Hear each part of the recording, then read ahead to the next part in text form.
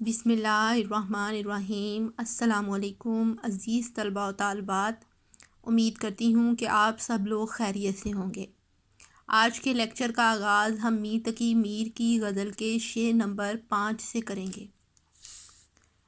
میں جو بولا کہا کہ یہ آواز اسی خانہ خراب کی سی ہے، بولا بات کرنے کی کوشش کی، خانہ خراب اجڑا ہوا، برباد یا پھر آوارہ۔ مفہوم: میں نے جب محبوب کے دروازے پر صدا دی تو اندر سے محبوب بولا یہ تو اسی آوارہ گرد اور تباہ حال بکاری کی آواز ہے۔ تشریح: میر تقی میر نے تشریح طلب شعر میں محبوب کے اس رویے کی نشاندہی کی ہے جس میں بے رخی اور غفلت پائی جاتی ہے۔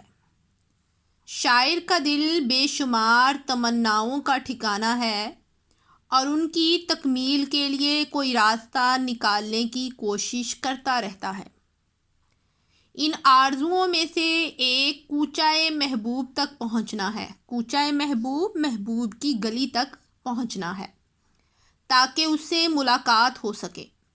جب دروازے پر صدا لگاتا ہے تو محبوب اندر سے لاپرواہی کا مظاہرہ کرتے ہوئے کہتا ہے، یہ آواز اسی بدحال کی سی ہے۔ چنانچہ میر تقی میر کہتے ہیں کہ محبوب کی بے رخی اور لاپرواہی کے رویے سے مجھے شدید صدمہ ہوا ہے، جس کی خاطر میں نے بے پناہ دکھ اور مصیبتیں برداشت کیں۔ وہی آج مجھ سے اتنا بیگانہ ہو گیا ہے کہ میری آواز کو بھی نہیں پہچان رہا۔ گویا ایک مدت کے بعد ملا تو میرا نام تلک پوچھ لیا، جس نے بچھڑتے وقت کہا تھا کہ تم یاد بہت آؤ گے۔ وہ محبوب جس نے بچھڑتے وقت مجھے کہا تھا کہ میں تمہیں بہت یاد آؤں گا، اب میری آواز سن کر بھی کہتا ہے کہ یہ آواز میرے خانہ خراب عاشق یعنی میر جیسی ہے۔ یعنی بے یقینی کا مظاہرہ کیا ہے، یقین سے نہیں کہا کہ واقعی میر کی آواز ہے۔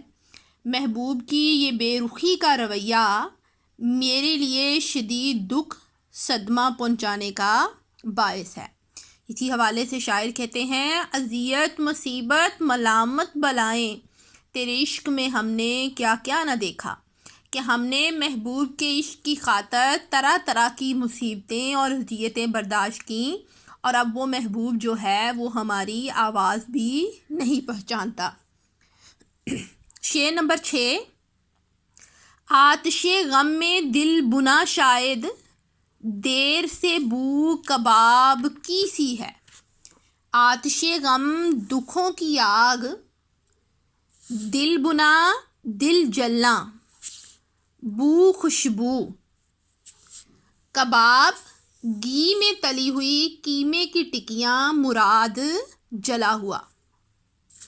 مفہوم: غم کی شدت سے دل بنے ہوئے کباب کی سی بو دے رہا ہے۔ تشریح: زیر تشریح شعر میں شاعر نے محبوب سے عشق کرنے کے بعد پیش آنے والے غموں کی طرف اشارہ کیا ہے۔ یہ آسان کام نہیں ہوتا بلکہ نہایت کٹھن اور پرخطر ہوتا ہے۔ اس میں عاشق کو طرح طرح کی اذیتوں، مصیبتوں اور بلاؤں سے پالا پڑتا ہے۔ بقول میر درد، اذیت مصیبت ملامت بلائیں تیرے عشق میں ہم نے کیا کیا نہ دیکھا۔ پست ہمت لوگوں کے لیے محبت کی منزلیں طے کرنا مشکل ہے۔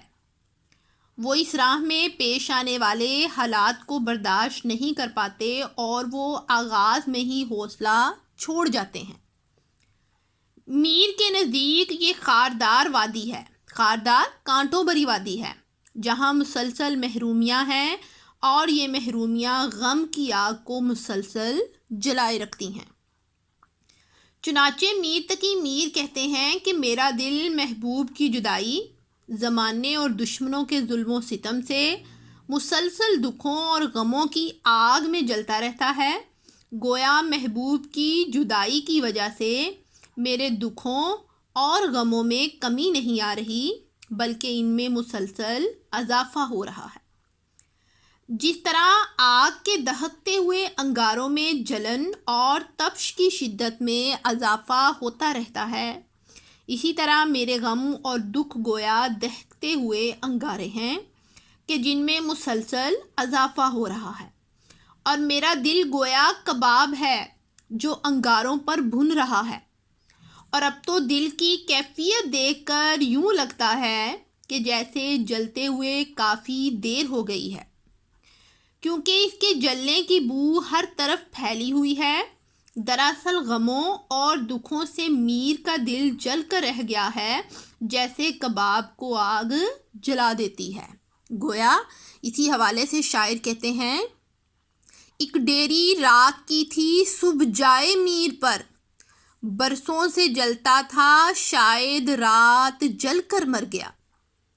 کیا کہنا چاہ رہے ہیں کہ شاعر کہ صبح جب میر کی رہائش گاہ پر گئے، ان کے لیٹنے کی جگہ پر دیکھا تو وہاں راکھ کی ڈیری تھی، میر نہیں تھے۔ ایسے لگ رہا تھا کہ میر برسوں سے تھوڑا تھوڑا جل رہے تھے اور رات وہ مکمل طور پر جل کر راکھ ہو گئے۔ اس کے ساتھ ہی ہمارا آج کا لیکچر اختتام پذیر ہوتا ہے۔ مجھے امید ہے کہ آپ سب کو آج کے لیکچر کی سمجھ آ گئی ہوگی۔ کل تک کے لیے اللہ حافظ۔